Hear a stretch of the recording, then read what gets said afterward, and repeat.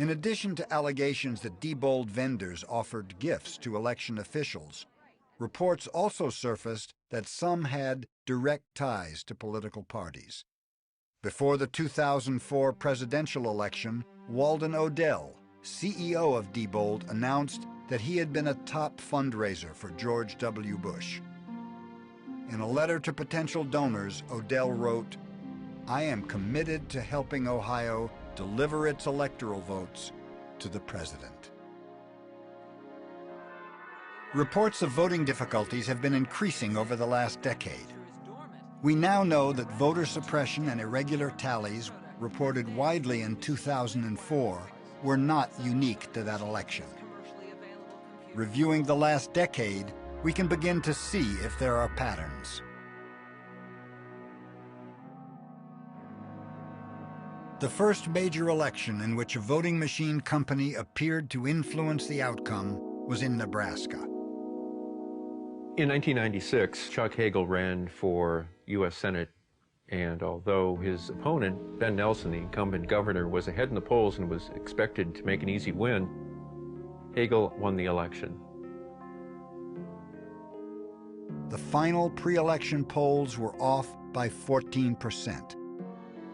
It was later learned that the winning candidate, Chuck Hagel, had failed to disclose that he was the former chairman and still part owner of the company that counted the votes and put him in office.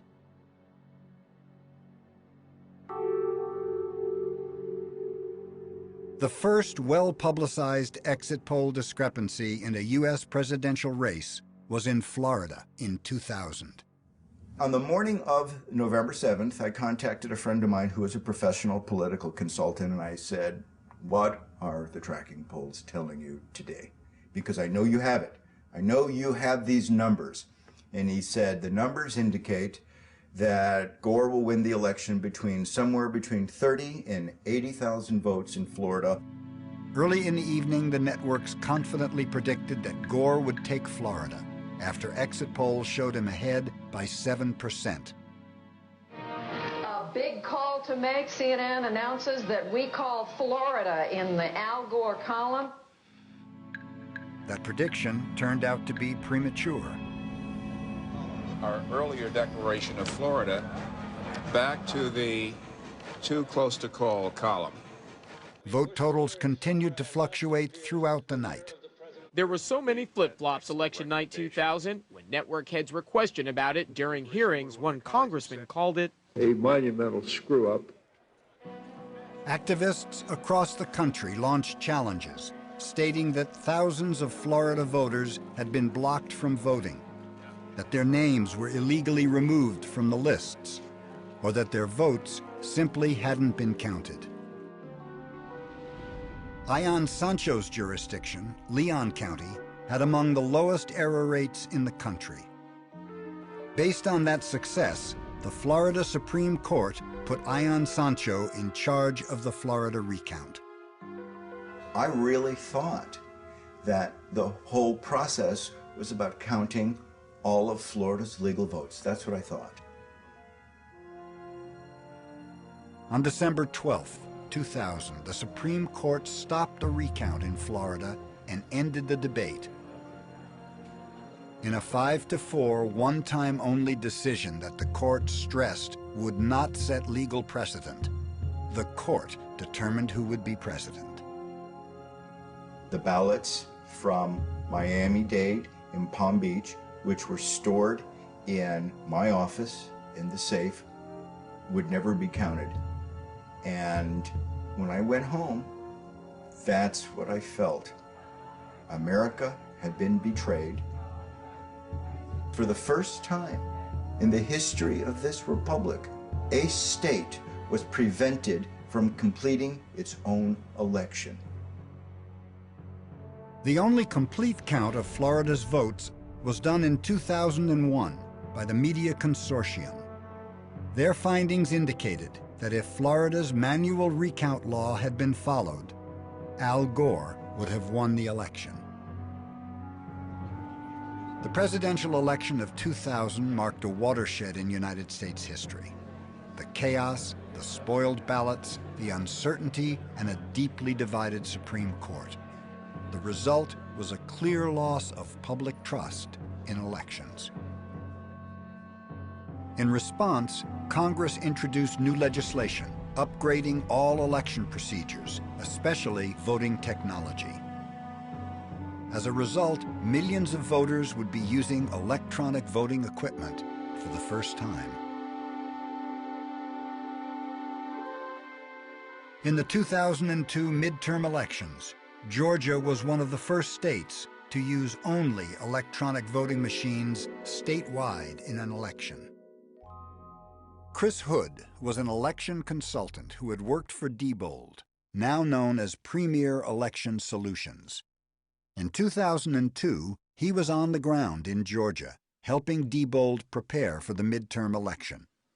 The Secretary of State signed an agreement and gave Diebold the authority to run the entire election, top to bottom. So that meant we're going to bring our own people in and basically create the ballots, run the election, tabulate the votes for the state of Georgia. The state had established a test procedure, which was a list of required tests by state law. So during this deployment, when we saw a lot of machines failing, we weren't following the exact procedure called for by the state. So with so many failures and so much confusion and so much unskilled staff, this was a very disorganized operation. The votes cast on Diebold machines were stored in unprotected memory cards, which could easily be altered. These memory cards not only carry vote data, they also carry computer programs and software updates, or patches. As one of his responsibilities, Chris Hood was asked to place a software patch on the machines to be used in certain Georgia counties before the election. I'd receive a call from one of the project managers at Diebold to be at this warehouse, which was in this case DeKalb County, and references were also made to Fulton County. Fulton and DeKalb counties are home to more than half of the Democratic voters in Georgia.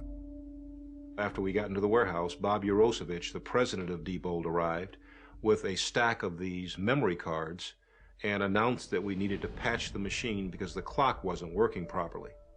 So he said this will fix that situation, and we also needed to patch every machine in the state. One closely watched Georgia race in 2002 was the Senate contest between Max Cleland and Saxby Chambliss. In the final pre-election polls, incumbent Democratic Senator Max Cleland led his Republican challenger, Saxby Chambliss, by 5 points, and most people were expecting that he would be reelected. We were only a few weeks away from an election, and we're going to patch every machine. This operation took all day, but after this event, I never heard another word about a patch. I never heard about any other counties being patched. It was also said that the state was not to know about this. When the actual votes were tallied, it was Saxby Chambliss winning over Cleland by 7 points.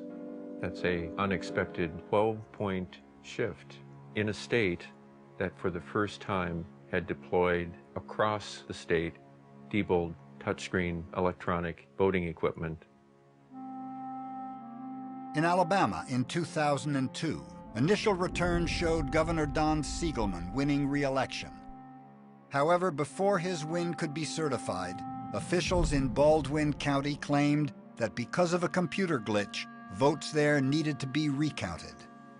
After the polls had closed, after midnight, when the poll workers, the Democratic poll workers and the Republican poll workers and representatives of the media had gone home, the election officials, all of whom are Republicans, got together and recounted the votes.